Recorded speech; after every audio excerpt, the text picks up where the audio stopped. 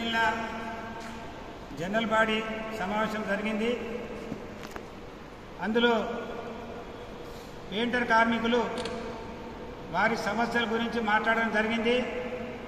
ముఖ్యంగా ఎటువంటి కార్మిక చట్టాలు అవలంబించకుండా, ఎటువంటి పని గంటలు అవలంబించకుండా, యూనియన్ సభ్యత్వం లేకుండా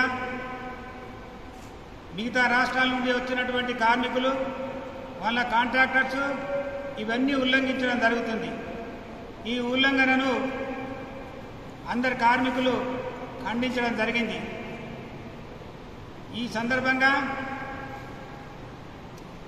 ఆ కార్మికులకు, బయట నుండి వచ్చిన కార్మికులు వాళ్ళు పని చేయొచ్చు, పని చేయొద్దని అంటలేము, కానీ వాళ్ళు సమయ పాలన పాటించాలి. 8 గంటల పని రోజు వాళ్ళు చేయాలి.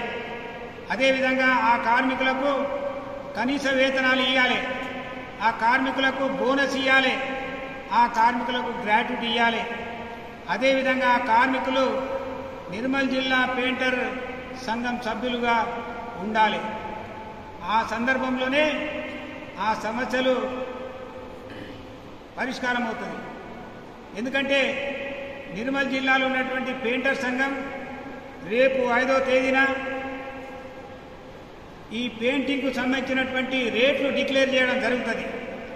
ఆ రేట్లు డిక్లేర్ చేసిన సందర్భంగా ఇక్కడ ఉన్నటువంటి పెయింటర్స్, నిర్మల్ జిల్లా పెయింటర్స్ కానీ, బయట నుంచి వచ్చిన పెయింటర్స్ కానీ వాళ్ళ ఆ రేట్ను ఫాలో కావాల్సిన అవసరం ఉన్నది.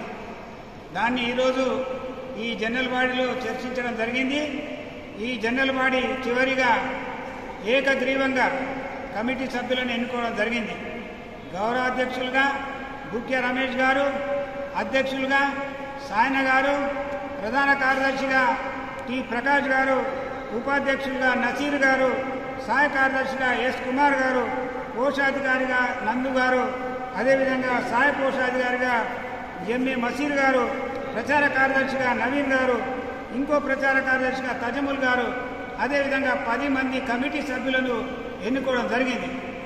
ఈరోజు నిర్మల్ జిల్లా పెయింటింగ్ వర్కర్స్ యూనియన్ ఏఐటీసీ అనుబంధం కూడా రావడం జరిగింది.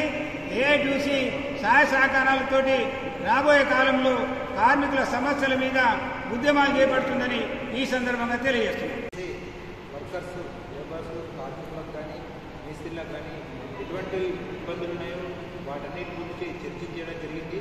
వీటన్నిటికీ పరిష్కారము వచ్చే నెల ఆగస్టు 5 తారీఖు నాడు సమావేశమే. ఈ సమావేశంలో అందరం కూర్చొని ఎటువంటి కార్మికులకు ఎటువంటి సమస్యలు ఉన్నాయి, వారికి ఇన్సూరెన్స్ కార్డు ఉందా, లేబర్ కార్డు ఉందా లేదా, మరియు ఎన్నో ప్రమాదాలకు గురవుతున్నాము.